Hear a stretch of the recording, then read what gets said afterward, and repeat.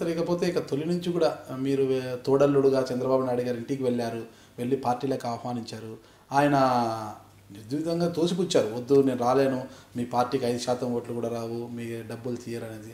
తర్వాత వాళ్ళ ద్వారా వీళ్ళ ద్వారా పార్టీలోకి వచ్చారు. వచ్చినప్పటి నుంచి కూడా మీకు వెన్నుపోట్లు పొడిచినట్టే మీరు మంత్రిగా అవుతున్నప్పుడు కానీ ఎంపీగా వెన్నుపోట్లు అని అనమాకండి, ఎందుకంటే నాకు వెన్నుపోట్లు కాదు, ఎవరి ప్రయత్నం వాళ్ళు చేసుకున్నారని చెప్పండి. ఓకే, ఆయన శైలిలో ఆయన ప్రయత్నాలు అనుకోండి, ఆయన ఎదుగుదల కోసం ఆయన చేసుకుంటున్న ప్రయత్నాల్లో భాగంగా మీకు వెనకాల ఏదో చేయడం ఇలాంటి సంఘటనలు జరుగుతున్నాయి. అయితే ఎప్పుడైతే ఎన్టీ రామారావు గారు లక్ష్మీ పార్వతి గారిని వివాహం చేసుకొని ఇక పార్టీ లక్ష్మీ పార్వతి గారి చేతుల్లోకి వెళ్ళిపోతుంది, మొత్తం ఆమె కనుసలలో నడుస్తుందని భావించిన మీరు తొలుత చంద్రబాబు నాయుడుతో కలిసి మొత్తం కూడా ఎమ్మెల్యేలందరినీ కూడా హోటల్కి తరలించడం, ఒక క్యాంపు నిర్వహించడం. ఆ సందర్భంగా మీ మిస్సెస్ పురంధేశ్వరి గారు వాదించారు, మీతో వద్దు, నాన్న వైపే ఉంటాం మనము, వద్దు అన్నా కూడా మీరు లేదు లేదు పార్టీ బతకాలంటే కొన్ని స్టెప్పులు తీసుకోక తప్పదు అని చంద్రబాబు నాయుడు గారితో కలిసి మీరు క్యాంప్ పెట్టారు. అంటే అప్పటి వరకు చంద్రబాబు నాయుడు గారికి మీకు పెద్దగా సంబంధాలు లేవంటే ఆయన ప్రయత్నాలు ఆయనవి, మీ వ్యవహార శైలి మీది అన్నట్టు.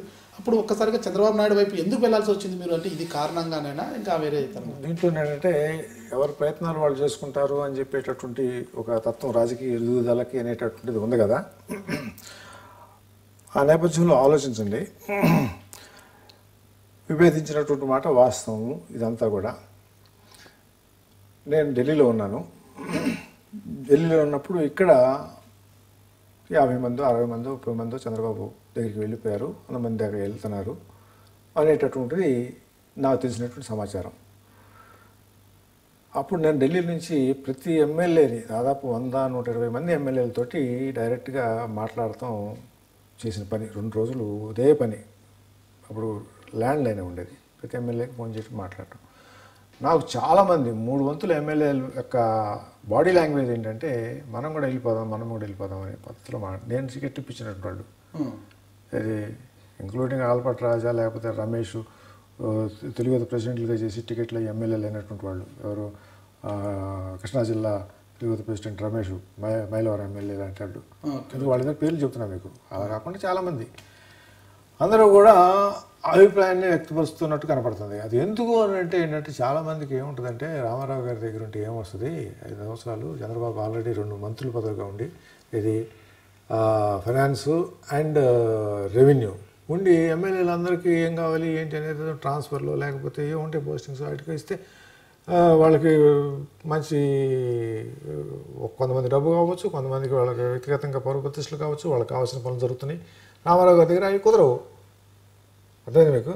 అదే ముఖ్యమంత్రిగా ఉంటే ఇంకా ఫాస్ట్గా చేసుకోవచ్చు, అది డబ్బు చేసుకోవచ్చు, లేకపోతే పనులు చేసుకోవచ్చు, లేకపోతే ఇంకా రకంగా చేయొచ్చు. ఈ ఆలోచనలో ఉన్నది నాకు అర్థమైనటువంటిది.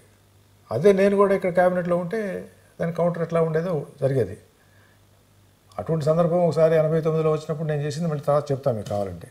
89లోనే రామారావు గారిని పదవీచ్యుతుని చేయడానికి పెద్ద ప్రయత్నం జరిగింది. 1989 ప్రభుత్వంలో ఉన్నప్పుడు ఎవరు చేశారు చెప్తాను అది. సో ఈ నేపథ్యంలో ఇందా చెప్పిన దానికి చెప్పాలి కదా నేను. అది అప్పుడు నాకు అనిపించింది ఏంటంటే వీళ్ళందరూ లేకుండా నేను ఒక్కడే ఏం చేయలేము, వీళ్ళందరితో పాటు ఉంటేనే మనకి ఏదైనా సాధ్యము మళ్ళీ. ఎందుకంటే నాకు 89లో చేసినటువంటి ప్రక్రియ ఎలా ఆపాననేటువంటి నాకు తెలిసి ఎమ్మెల్యేలు 130 మంది ఎమ్మెల్యేలు ఉన్నారు, తిరగబడండి అని చెప్పి రామోజీరావు గారు ఎడిటోరియల్లో 3 సార్లు రాశాడు. 89కి ముందు 6 నెలలు, 89 ఎలక్షన్స్కి 6 నెలల ముందు జరిగిన సంఘటన. 130 మంది ఎమ్మెల్యేలు ఉన్నారు, తిరగబడండి 3 సార్లు ఎడిటోరియల్లో సంతకం పెట్టి రాశాడు. అంటే ఏంటి, గవర్నర్కి నేను చెప్పాల్సిన అవసరం లేదు. నేను ఆ సమయంలో అప్పుడు 30 మందిని తీసేశారు చూడండి, 30 మంది మంత్రులను తీసేసి మళ్ళీ కొత్త మందిని లేపాడే. అప్పుడు రివోల్ట్ చేయమని. అప్పుడు నేను కూడా నా మంత్రి పదవి కూడా పోయింది. అయినా కానీ పార్టీ కోసం నేను అందరూ ఎమ్మెల్యేలతోటి, ఈ 130 మంది ఎమ్మెల్యేలతోటి ఎలా మాట్లాడాను, ఏం మాట్లాడాను, వాళ్ళ సమస్యలు ఎట్లా తీర్చాను, వాళ్ళని మళ్ళీ పార్టీలోకి ఎట్లా ఉంచాను అనేది ఎవరికి, బయట ప్రపంచానికి, ప్రెస్కి ఎవరికి తెలియనటువంటి విషయం. ఆ రకంగా నాకు ఒక కాన్ఫిడెన్స్, ఎమ్మెల్యేలు మళ్ళీ తెచ్చుకోవచ్చు అనే కాన్ఫిడెన్స్ అనమాట. నేను రామోజీరావు గారి దగ్గరికే వెళ్ళి నేను, వద్దండి మీరు ఇట్లా రాశారు, మీరంటే చాలా గౌరవము, మీ పేపర్ అంటే అందరికీ ఇష్టము, మీరు ఈ పార్టీని మీరు ఎంతో కృషి చేసి స్థాయి తెచ్చారు, మీరు చేయొద్దు అండి, మీకు డబల్ డిజిట్ లేదు, నేను అందరితోటి మాట్లాడాను, ఒక 10 కంటే లోపే ఉంటుందండి, 6-7 మంది కంటే ఉండరండి ఎమ్మెల్యేలు అని చెప్పి వచ్చాను. నేను రామోజీరావు గారి దగ్గరికి వెళ్ళి చెప్పి వచ్చాను. కాదు నీకేం తెలీదు, 130 మంది కాదు ఎక్కువే ఉన్నారు అని అన్న మాట. చివరికి ఎంతమంది వెళ్ళారు? 6 వెళ్ళారు. ఎవరు? జానారెడ్డి, వసంతరాజరావు, కె కృష్ణమూర్తి, పుడ్డా వెంగళరెడ్డి, దొమ్మాటి రామచంద్రారెడ్డి, స్పీకర్ నారాయణరావు, 6 వెళ్ళారు బయటికి. తర్వాత రామోజీరావు గారు వీళ్ళందరూ కూడా వేసి సొరకాయలు కోస్తా, వీళ్ళంతా సొరకాయలు కోసేవాళ్ళు అని కార్టూన్ వేశారు. అది కూడా నాకు గుర్తు.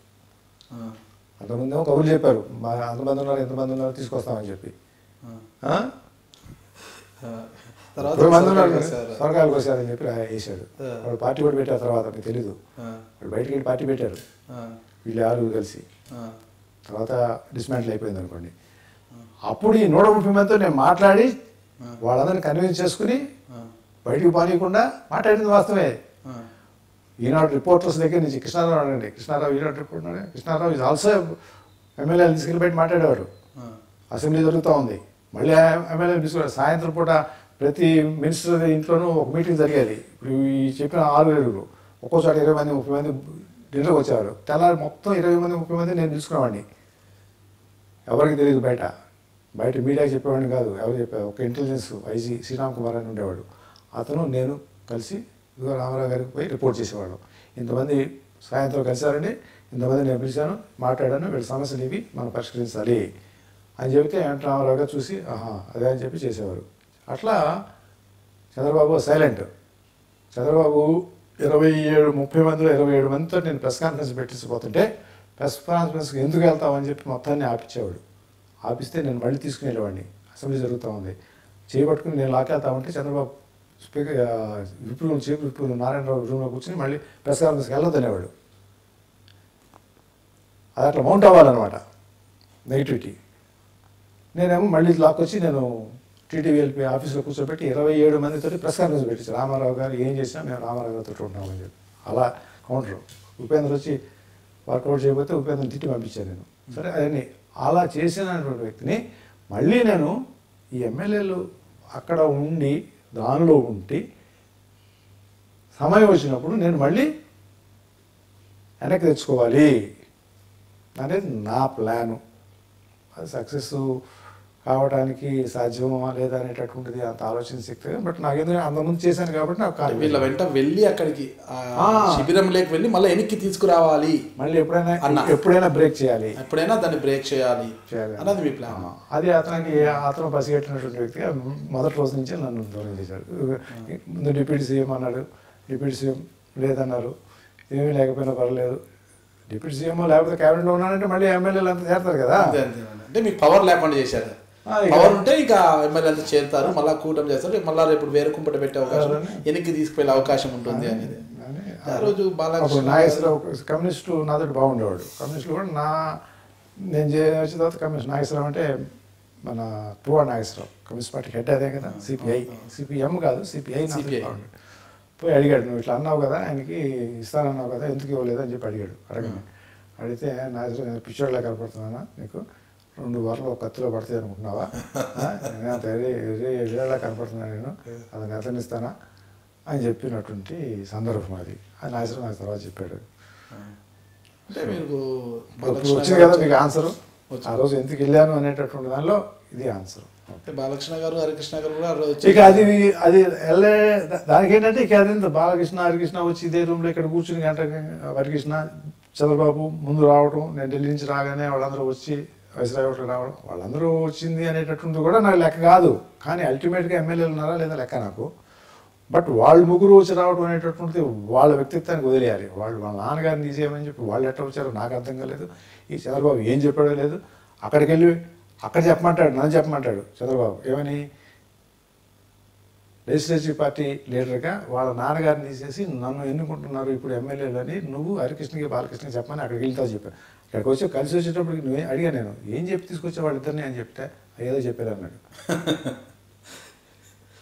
ఏం చెప్పి తీసుకొచ్చావు అసలు వాళ్ళిద్దరిని, నువ్వు నన్ను చెప్పమంటావు ఏంటి ఇప్పుడు ఏది అసలు అంటే చెప్పేశాను. ఎమ్మెల్యేలు ఉన్నారు కాబట్టి మనం ముందు సాగాలి. మీరు మాత్రము సరే వీళ్ళ దీంట్లో నడిచి మళ్ళీ వెనక్కి తెచ్చుకుంటామనే ప్రయత్నంలోనే పోయారు. అనే ప్రయత్నం అనేది నా యొక్క అది అతనికి తెలుసు, నాకు తెలుసు. నేను చంద్రబాబును సమర్థించాను అనేటువంటిది బయటకు ప్రొజెక్ట్ చేశారు. నేను ఖర్చు అయిపోయాను. నన్ను ఖర్చు చేశాడు, మిగిలింది మీకు ఖర్చు మిగిలింది, నన్ను ఖర్చు చేశాడు. నేను దగ్గుబాటి వెంకటేశ్వరరావు ఐ డ్రీమ్ ప్రేక్షకులకు నా మనసులోని మాట చెప్పుకోవడానికి ఐ డ్రీమ్ ఒక అవకాశం ఇచ్చింది.